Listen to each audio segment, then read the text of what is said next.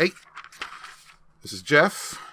You're listening, once again, to another installment of Infinite Jeff, the thing where I read a page of infinite jest, one page every day, one page at a time, to you folks. It's a book by David Foster Wallace, and it was released in 1996, and some people really like it, and some people don't. And it's a big book, and I'm reading it here to you. And we are at page 18. So I'm confident we're over 1% of the way through this thing. So, making progress.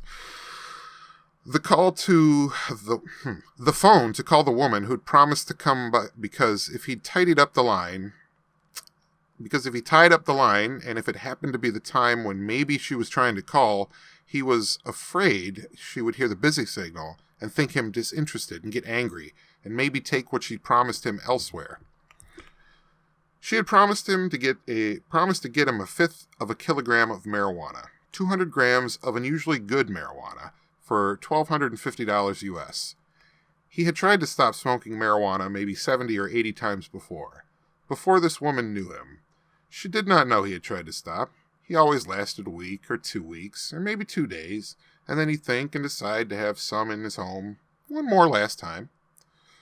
One last final time, he'd search out someone new, someone he hadn't already told that he had to stop smoking dope, and please under no circumstance should they procure him any dope.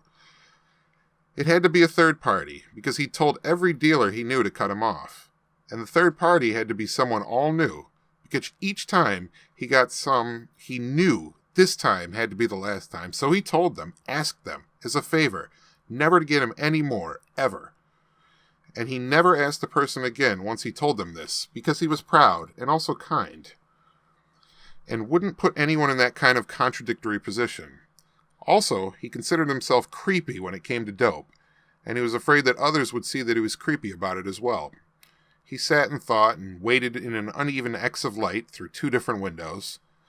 Once or twice he looked at the phone. The insect had disappeared back into the hole in the steel girder a shelf fit into. She'd promised to come at one certain time, and it was past that time. Finally he gave in and called her number, using just audio, and it rang several times, and he was afraid of how much time he was taking up tying up the line, and he got her audio answering machine. The message had a snatch of ironic pop music, and her voice and a male voice together saying, "We'll call you back," and the "we" made them sound like a couple.